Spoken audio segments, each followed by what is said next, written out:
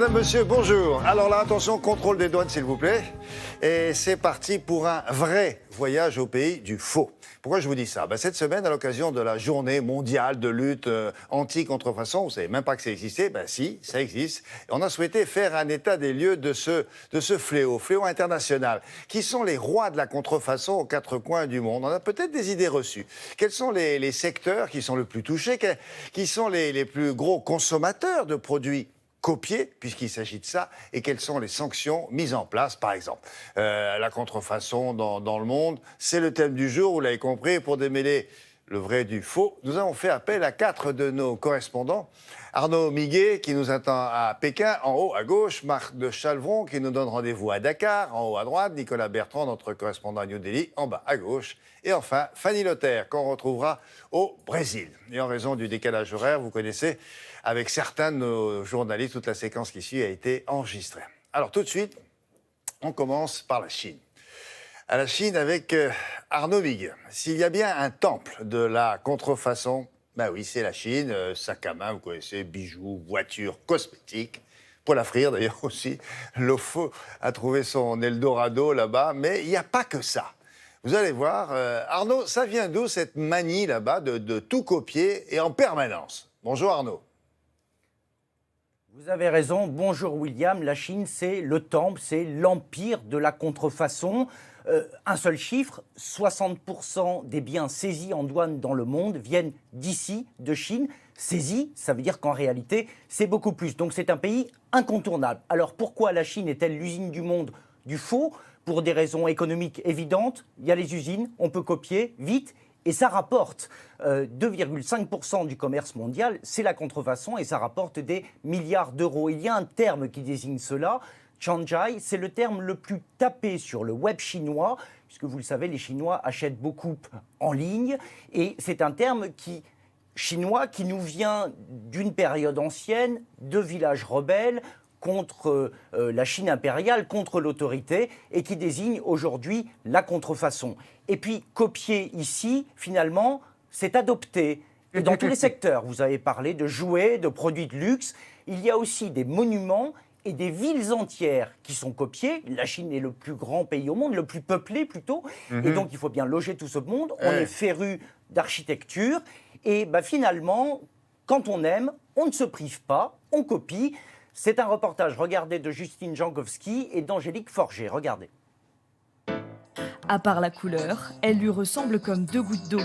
Ici, elle est rouge. Normal, nous sommes en Chine, à 200 km de Shanghai. Bienvenue dans le petit Paris chinois. Immeubles haussmanniens, larges avenues. Une belle copie où les touristes chinois viennent se photographier. On est en France ici. Oui, en France. Quel charmant village français. J'ai déjà été à Paris, c'est identique, c'est même plus beau que votre capitale. Dans le seul hôtel de la ville, on a soigné les moindres détails. Alors ce n'est pas le Georges V, c'est un peu plus kitsch, et c'est la Joconde qui veille sur le personnel. Suivez-moi. Visite guidée. Regardez, dans cette chambre, on a des accessoires comme ce chandelier en cristal, des tableaux, des palais français, et ce coussin. Tout évoque ici la France. Et puis là, dans ce coin, nos clients peuvent prendre un café et passer un excellent après-midi. Hôtel, mais aussi restaurant, le plus chic, le Maxime. Et dans sa rue la plus commerçante, il y a même une boulangerie. Ici, le patron Tang Bing apporte un petit goût de France, bien à lui. J'ai d'abord fait de la baguette à la française, mais pour l'adapter au goût chinois, j'y ai ajouté de la crème et je l'ai remise au four. C'est croustillant, vous voulez goûter ? Dès 2007, tous les appartements se sont vendus comme des petits pains. Ce petit Paris était tellement attractif qu'on lui a même construit une immense banlieue. Pour que le public s'intéresse à nos projets d'immobilier, nous avons tout d'abord créé le parc, l'hôtel et bien sûr, le plus emblématique, la Tour Eiffel et les Champs-Élysées. Une fois qu'on a réalisé cette rue très française, on a réussi à attirer des potentiels acheteurs. Et des copies de monuments en Chine, il y en a. Beaucoup de Français, pyramide du Louvre, château imitation Laffitte. Les Chinois copient tout ce qu'ils aiment. Dernière réplique en date, le pont de Londres. 2 fois plus grand que l'original. On vient de très loin pour y faire des photos de mariage.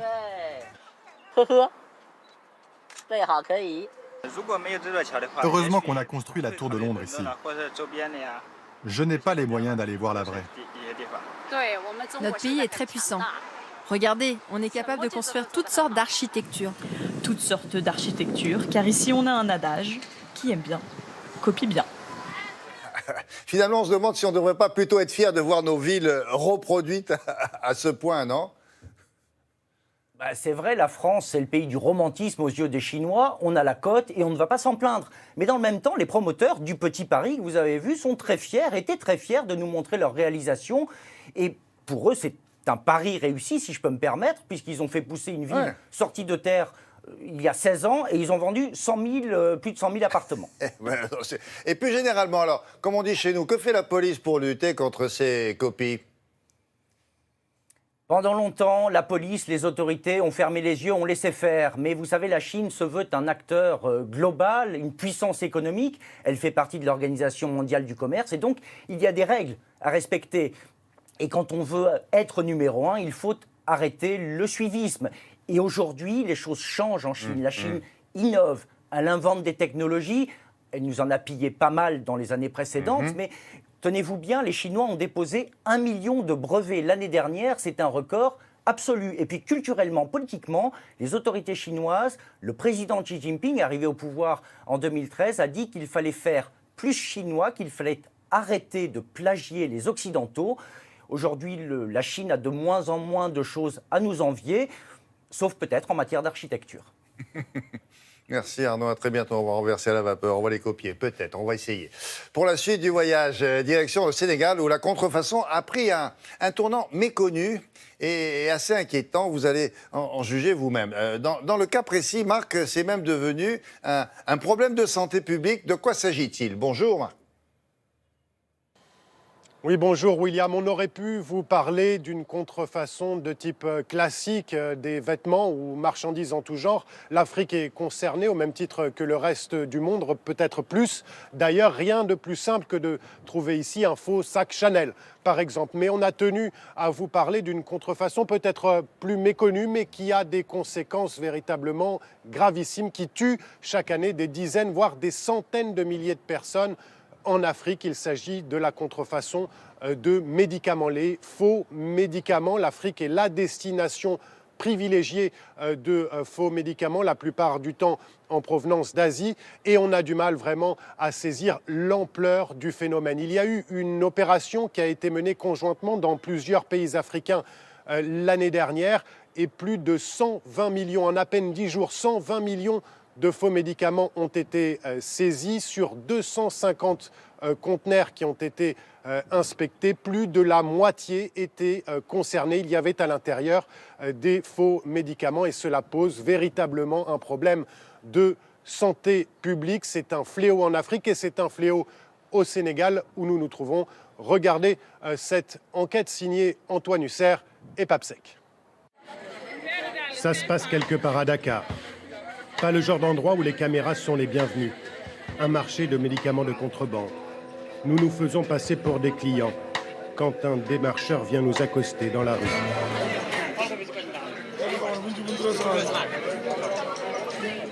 L'homme disparaît dans une sorte d'arrière-cour. Nous lui avons demandé des anti-inflammatoires et des médicaments pour soigner le paludisme. L'homme revient les mains pleines.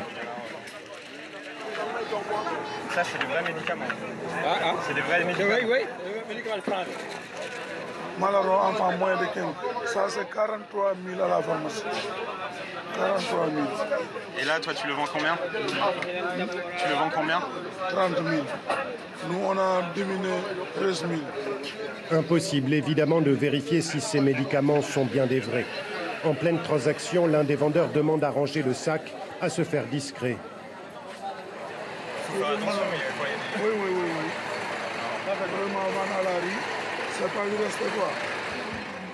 Le Sénégal a bien conscience du problème du trafic des faux médicaments. Nous accompagnons justement une équipe de policiers qui tient à rester anonyme. On va essayer de tout faire pour dénicher quelques trafiquants des médicaments de la rue, quoi. La voiture s'arrête dans un autre marché, dans une autre ville. Habillés en civil, les policiers ont entendu parler de la cachette d'un trafiquant important. Il n'y a rien ici. Après une tentative infructueuse, dans les ruelles tortueuses du marché, il ne tarde pas à trouver. Donne-moi tes clés. Dans une boutique fermée, une quantité importante de médicaments de contrebande. Malgré leur succès, les policiers ne cherchent pas à cacher leurs difficultés. Pas de paquet, ils coupent ça pour revendre ça. C'est un peu compliqué dès l'instant qu'on est obligé d'agir soit par surprise. Les populations également ne collaborent pas souvent. Ce sont eux qui viennent acheter, mais ils trouvent leur compte. Voilà. Donc, ils ne dénoncent jamais les trafiquants. Quelques sacs et 2 arrestations. Une goutte d'eau et un trafic aux conséquences dramatiques. Au Sénégal, 20% des médicaments seraient des faux, dont certains trouvent leur place dans le circuit légal. Les professionnels de la santé eux-mêmes sont parfois trompés par l'apparence de ces médicaments illicites. Tout est fait pour que la copie soit identique à l'original. Et donc, les populations sont exposées et même les professionnels peuvent être trompés. Les faux médicaments seraient à l'origine de plusieurs centaines de milliers de morts chaque année, sur tout le continent africain. Mais Marc, si ce trafic prospère, j'imagine que c'est avant tout en raison de la pauvreté qui règne sur ce continent, non ? Oui, William, vous faites bien d'insister sur ce point, car l'origine du problème est avant tout économique, et ce, à 2 niveaux. D'abord au niveau du consommateur. Pourquoi est-ce que le consommateur va sur ce marché de contrebande alors qu'il pourrait aller en pharmacie avec une véritable ordonnance? Tout simplement parce qu'il n'y a pas de système de santé qui permette aux citoyens d'avoir accès à des médicaments à des prix, disons, raisonnables. Et sur ces marchés de contrebande, eh bien, les médicaments sont beaucoup plus accessibles. Et puis, il y a une question de moyens au niveau de l'État pour lutter contre ce trafic. Imaginez un peu l'analyse d'un comprimé coûte en moyenne 5 € et la machine qui permet d'analyser ce comprimé dans les pays industrialisés coûte en moyenne 40 000 € et tous les pays africains ne peuvent pas se permettre d'acheter, de se doter de ce type de machines. Donc il y a une prise de conscience politique dans beaucoup de pays d'Afrique de l'Ouest, mais comme souvent sur le continent, on bute sur une question de manque de moyens criant. Merci Marc, à très bientôt. Petite pause chez nous à présent avec notre spécialiste du web, Julia Livage. Vous allez voir que la contrefaçon a envahi la toile et j'imagine qu'aucun secteur n'est épargné, Julia. Oui, où la toile a envahi la contrefaçon, c'est une façon de voir les choses. Effectivement, c'est une dimension considérable, William, la contrefaçon sur Internet, qui a été amplifiée par les opportunités qu'offre tout simplement la vente sur le web. La plupart des commandes qui sont effectuées sur Internet, elles sont acheminées par la poste, ce qui va rendre les choses très très difficiles pour les services de douane. Regardez les chiffres à peu près. En 2006, seulement 75 000 articles contrefaits provenaient de la toile. 3 ans plus tard, en 2009, ils étaient plus d'1 million. Donc on parle d'une fulgurante ascension. Alors nous, en tant qu'internautes lambda, on est tous touchés parce qu'en fait, acheter ou vendre un article contrefait en utilisant un site commercial, un site d'enchères, un moteur de recherche ou un site d'annonce entre particuliers, c'est ce qu'on fait tous les jours et ça participe au développement de la contrefaçon. Oui, bien sûr. Et quelles sont les initiatives alors, qui ont été mises en place sur le net pour remédier à cette cyber-contrefaçon ? La lutte contre la contrefaçon, elle est vraiment devenue une nécessité et une priorité pour l'INPI, qui est l'Institut national de propriété industrielle. Alors, très actif sur Internet, l'IMPI, qui va vraiment vous aider d'abord en vous aidant à vous prémunir contre les contrefacteurs, à agir contre eux, à les repérer et puis à ne pas vous devenir un contrefacteur. Donc c'est sur ce site que vous allez pouvoir avoir toutes les informations. Et puis on peut vraiment dire aussi que dans l'Hexagone, la lutte contre ces transactions sur Internet, elle s'est intensifiée. En février 2009, on a carrément créé une cyberdouane qui va être composée d'une équipe d'enquêteurs qui va vraiment traquer les sites illicites et les produits contrefaits sur Internet. Et à titre d'exemple, vous avez aussi des agents aujourd'hui qui surveillent le fret, notamment à Roissy. Ils sont presque 200 aujourd'hui à surveiller ce qui va arriver directement par Internet de l'Asie, vous le disiez, dans les aéroports français. Eh oui. Merci Julia, à plus tard. Allez, pour la prochaine escale, direction New Delhi. Alors, on nous attend là-bas Nicolas Bertrand. Et en Inde, alors, il y a un produit en particulier qui est copié à très grande échelle. C'est le livre. Nicolas, ça concerne les plus grands best-sellers mondiaux, paraît-il. Et franchement, il y a de quoi se tromper, non? Bonjour Nicolas. Oui, exactement, William. Bonjour. Et pour tout vous dire, je me suis fait prendre moi-même et à plusieurs reprises. Regardez par exemple ce livre. Il s'agit du dernier Harry Potter. À première vue, il est impeccable. Il est vendu dans un plastique transparent et le prix est très très doux, aux alentours de 3 €. Eh bien, c'est un faux, c'est une contrefaçon.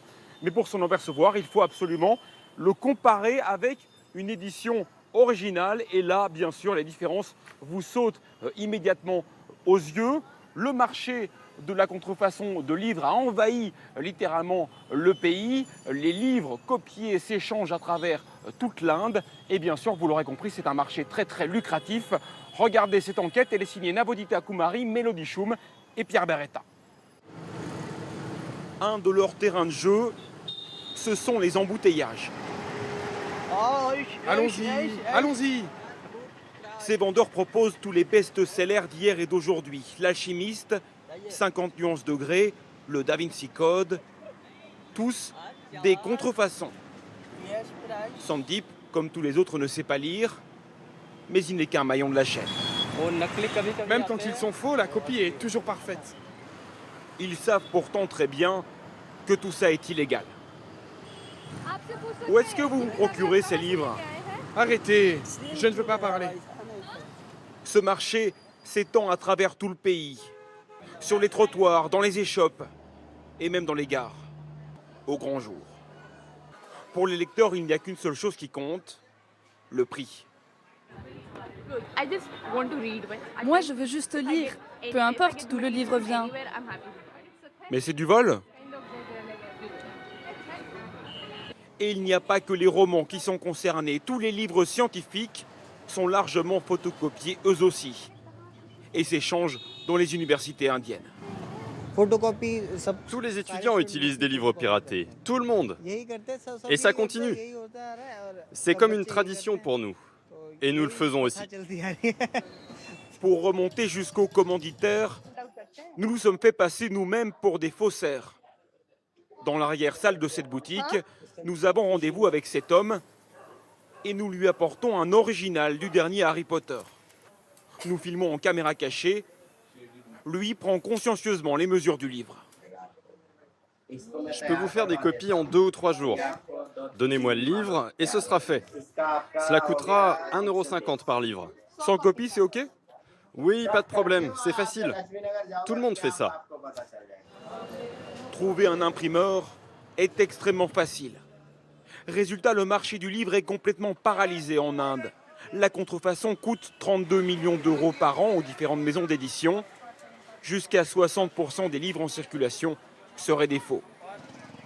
Pour les professionnels, c'est une tragédie. Dans la plus vieille librairie de New Delhi, notre copie de Harry Potter est vite démasquée. Vous voyez la différence d'impression?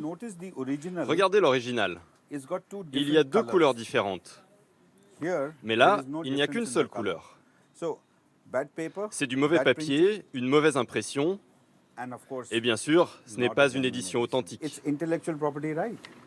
Il s'agit d'une propriété intellectuelle qui est volée par plusieurs personnes. Bien sûr que c'est un crime, et personne n'en sort gagnant. Depuis 1957, la reproduction de livres est bien illégale en Inde, mais dans l'écrasante majorité des cas, police et justice refusent encore d'intervenir. Merci Nicolas, à bientôt. Retour dans l'Hexagone maintenant avec Isabelle Martinet, spécialiste de la consommation ici à Télématin. Isabelle, certifiée 100% authentique, hein, garantie. On va s'intéresser avec elle à la contrefaçon. Alors chez nous en France, alors quelle est l'évolution dans notre pays? Est-ce que ça progresse ou est-ce que ça régresse? Cela gagne tous les secteurs d'activité. C'est simple, les saisies douanières sont passées de 200 000 articles en 1994 à plus de 9 millions en 2016, ce qui est un record.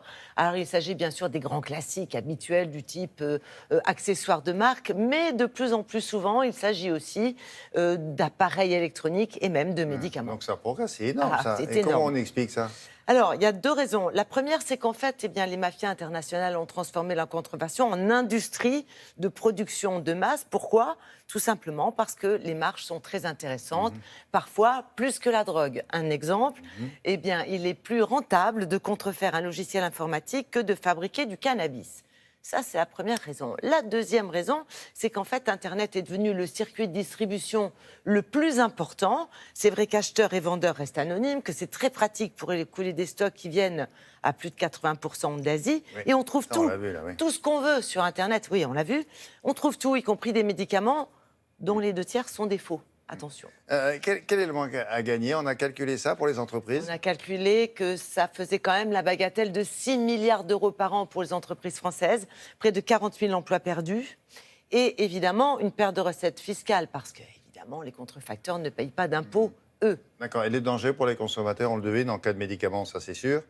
Ils sont multiples, les dangers. D'abord, les sites des contrefacteurs ne sont pas sécurisés. Donc, vous risquez de vous faire pirater vos données bancaires. Oui. Ça, c'est le premier point. Ensuite, les contrefacteurs ne s'encombrent jamais ni des normes, ni de rien. Donc, ils n'effectuent aucun contrôle sur leurs produits.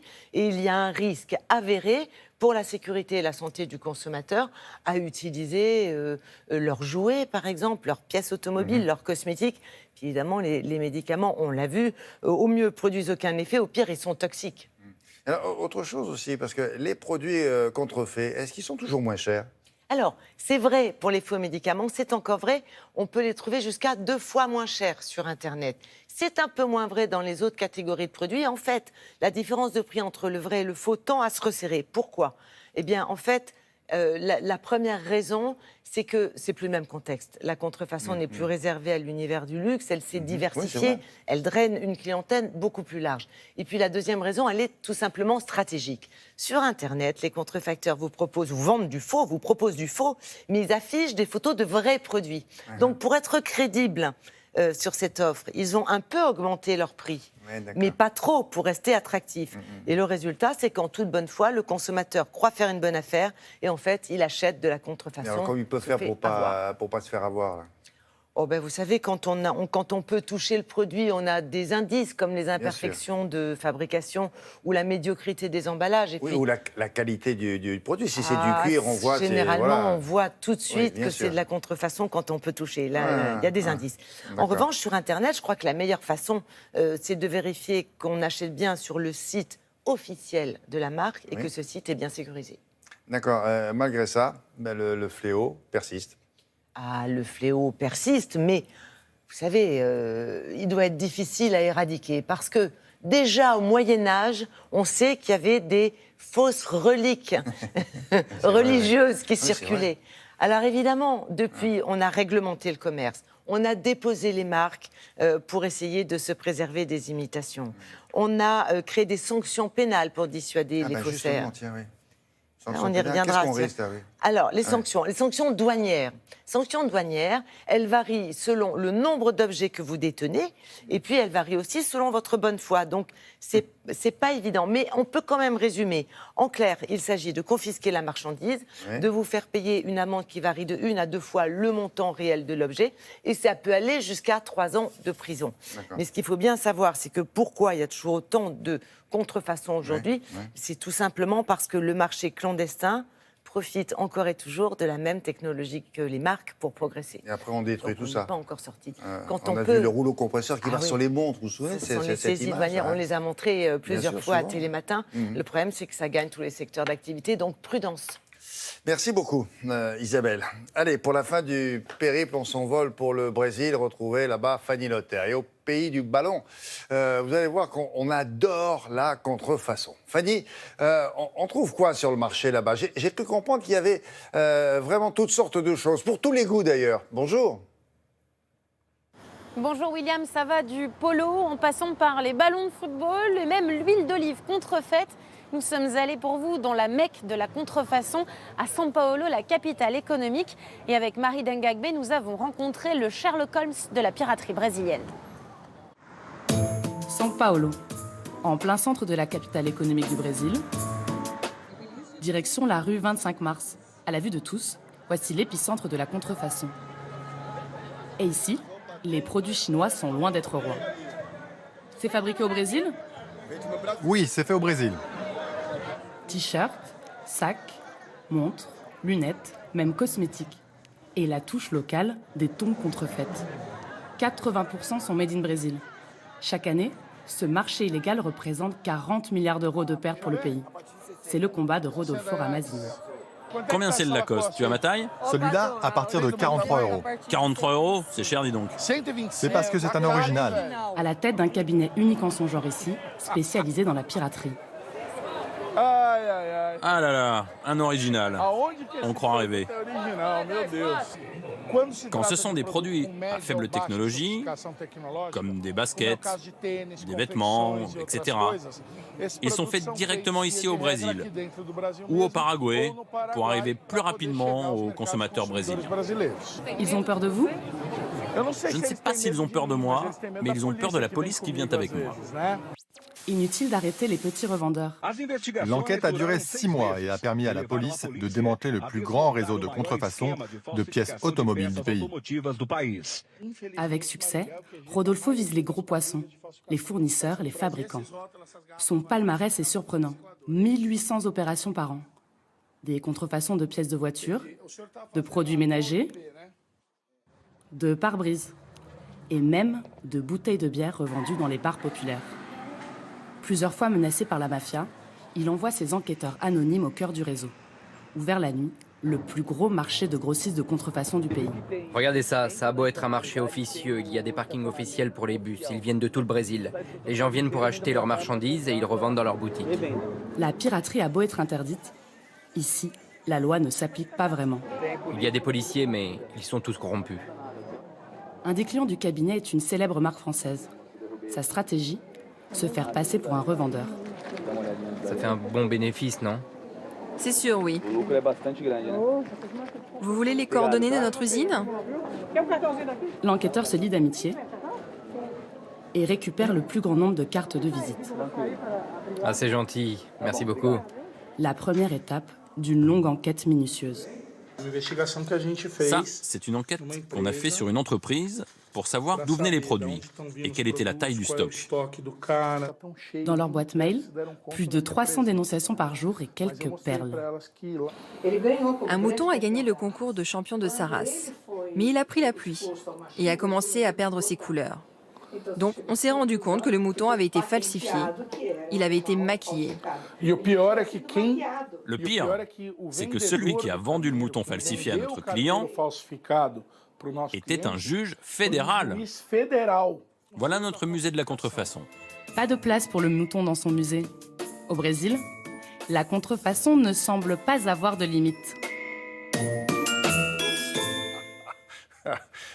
Le mouton bidon.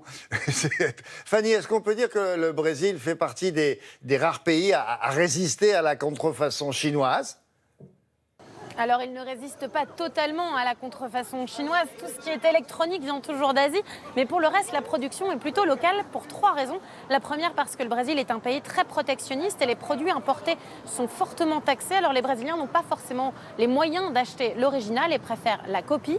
La deuxième raison, c'est parce que le Brésil est un pays continent avec plus de 20 000 km de frontières et de côtes. C'est donc un immense gruyère par lequel passe très facilement la contrefaçon, mais aussi les travailleurs bon marché, comme les Boliviens, qui viennent travailler travailler dans les usines de confection ici au Brésil. Et la troisième raison, eh bien, c'est que le Brésil est un petit peu chauvin et même dans la copie, il préfère les produits nationaux. Oui, pardon. Fanny, il y a quelque chose qui nous a intrigués ici. On a vu dans le reportage de la bière et des pièces de voitures contrefaites. Est-ce qu'on peut vraiment falsifier ce genre de produit ? Alors William, ce n'est pas forcément de la bière contrefaite, c'est tout simplement de la bière de mauvaise qualité qu'on fait passer pour de la bière haut de gamme. Car au Brésil, toutes les bouteilles sont identiques, il suffit tout simplement de changer l'étiquette. Au pire, vous avez un petit peu mal au ventre. Là où ça devient beaucoup plus dangereux, c'est pour les copies et les contrefaçons de pare-brise ou de pièces automobiles, par exemple, où là, cela peut provoquer ou aggraver des accidents, ce qui est fort dangereux. Et ce n'est pas du tout anecdotique, rien que les pare-brises. L'an dernier, c'est la plus grosse prise de la police nationale, plus de 15 millions d'euros de contrebande perquisitionnée. Merci beaucoup, Fanny. À très bientôt. Madame, Monsieur, l'émission touche à sa fin. Merci à nos correspondants de nous avoir éclairés sur la place de la contrefaçon aux quatre coins du monde. Et puis merci à toutes ces équipes dans le monde qui, depuis 3 saisons, nous aident à mieux comprendre ce qui se passe ailleurs. Alors, la semaine prochaine, plus que jamais, préparez vos passeports et vos sacs à dos.